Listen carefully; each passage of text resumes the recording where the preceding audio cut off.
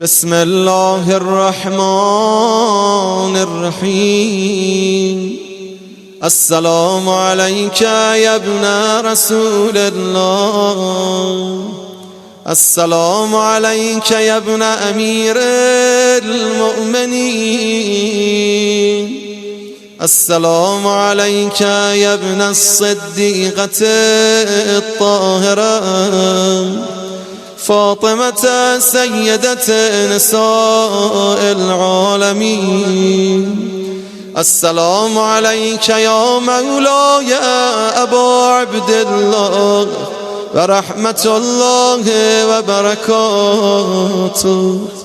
أشهد أنك قد أقمت الصلاة وآتيت الزكاة وأمرت بالمعروف ونهيت عن المنكر وتلوت الكتاب حق تلاوته وجاهدت في الله حق جهاده وصبرت على الأذى في جنبه محتسبا حتى أتاك اليقين. أشهد أن الذين خالفوك وحاربوك والذين خذلوك والذين قتلوك ملعونون على لسان النبي الأمي وقد خاب من افترى. لعن الله الظالمين لكم من الأولين والآخرين وضاعف عليهم العذاب الأليم.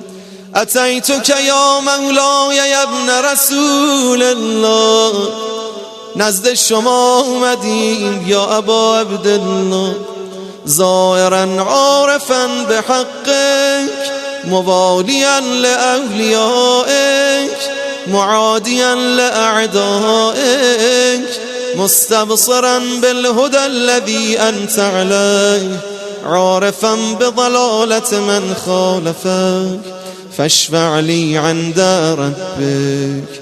پس بچسبان خود را بر قبر و روی خود را بر آن گذار. پس می روی به جانب سر مقدس و می گویی السلام علیک یا حجة الله فی ارضه و سماء.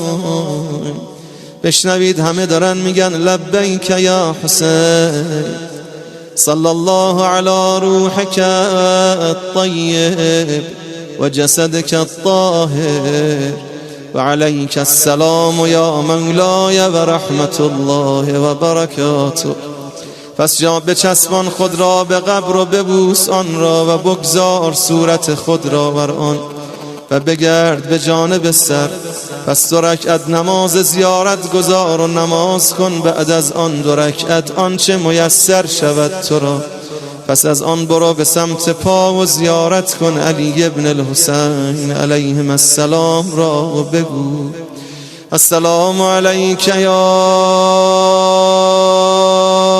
مولاي و ابن مولاي و رحمت الله و برکاته.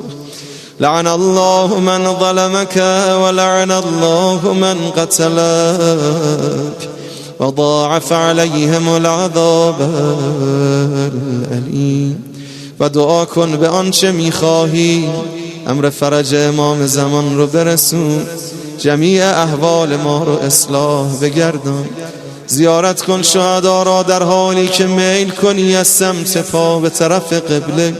پس بگو السلام علیکم ایها الصدیقون، السلام علیکم ایها الشهداء الصابرون، اشهد انکم جاهدتم فی سبیل الله و صبرتم علی الاذى فی جنب الله و نصحتم لله ولرسوله حتی اتاکم الیقین.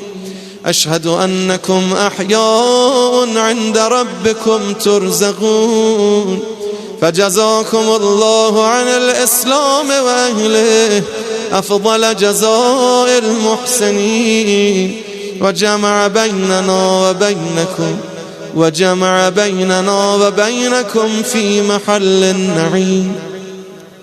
پس می روی به زیارت عباس ابن امیر المؤمنین علیهم السلام. همین که رسیدی آنجا و ایستادی نزد آن جناب بگو السلام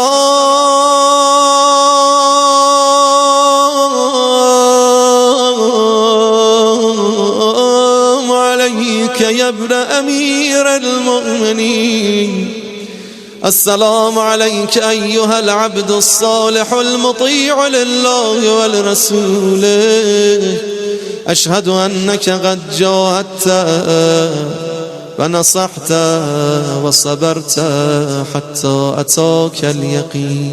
لعن الله الظالمين لكم من الأولين والآخرين وألحقهم بدرك الجحيم.